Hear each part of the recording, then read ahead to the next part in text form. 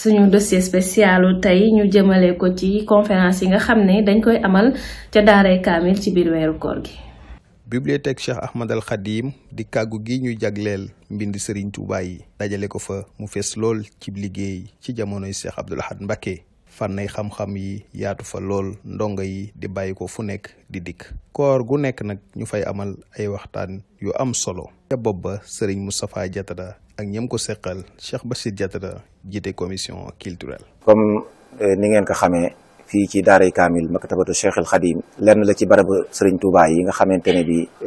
barab la bu ràññi ko ci wàllu xam-xam Cheikh Abdoul Ahad Mbacké taxawaloon ko fi saa bu weeru koor ñëwee nag Serigne Moustapha Diatara mi nga xamante ne bi moom la Serigne bi dénk barab bi depuis 2002 ba léegi nga xam ne moom moo ko yor di ko saytu. ni ngeen ko xamee ci Touba weeru koor day weeru màgg woo xamante ne bi saa bu ñëwee dañuy dundal xam-xam ngir gën a yee nit ñi ci seen mbiri diine ak ci seen mbiri àdduna. looloo tax Serigne Moustapha bi ka Serigne Saliou joxe barab bi ci 2002 at ma ca topp rek muy 2003 dafa daal di xam ne kat barab bi kat barabu jànguwaay la xale yi dañ fi ñëw di liir waaye am na fi ñoo xamante ne bii nag seen alliwoo soriwut lool kon laaj na ñuy taxawal ay waxtaan yoo xamante ne bii dañ koy def ngir yee leen ci. moo tax 2003 ci la tàmbali di def ay waxtaan di def tamit ay jàngale téere bi nga xamante ne bii moom la jël firi ko ay at yu baree bari muy silkul jawahir ci la tàmbalee woon daaka firi nga xam ne bët bu set wala ajjuma ju jot mu def ci ay leçons yu ama am solo yenn saa yi tamit mu invité benn borom xam-xam mu ñëw waxtaan ci thème bu am solo noonu la ko tàmbalee ci 2003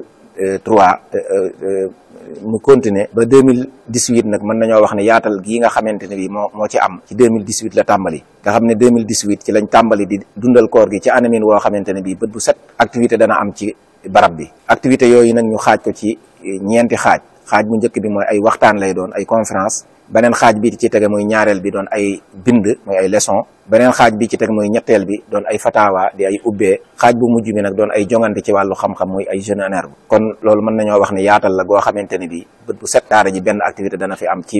ñeenti xaaj yooyu ma tudd loolu nag ñi ngi ko tàmbali depuis 2018 ren jii tamit tàmbali nañ ko di ko dundal ci anam boobu yi nga xamante ne bi moom lañ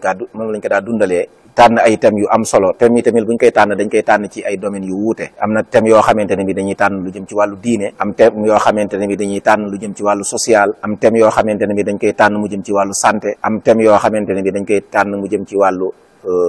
économie kon daanaka daal mën nañoo wax ne at mu jot dañuy wut ay domaines yu yaatu yoo xamante ne bi benn bu ci nekk danañ ci tànn lu man ñett ba ñeenti thèmes ngir mbokk yi bu weer wi jeexee ñu mën a yëg ci seen bopp ne kat dolliku nañ ci seen wàll yëpp wàll yi nga xamante ne bi moo làmbo seen dund ren ji tamit noonu rek lañ ko wéyalee doxal ko moo tax tàmbali nañ ko ci ñaareelu fan ci weeru koor gi waxtaane thème bu njëkk bi muy lu aju ci wàllu koor solo sum am ci ay aspects yu bari ci wàllu diine ci wàllu ruux ci wàllu social mu doonoon thème bu am solo noonu lañ ko tàmbalee di ko wéyal boobu ba léegi tey jii ci àjjuma ji fi ngeen ñu fekk ñuy soog di noppi nii ñoo ngi amoon lu jëm ci wàllu wasaaya muy ndénkaane yi nga xamante ne bi moom la Cheikhul Khadim def moom it ajuma ju jot sëñ Moustapha Diatara moo koy taxawee moom lañ taxawee ba noppi nii kon daal mën naa wax ne activités yi noonu la tënkoo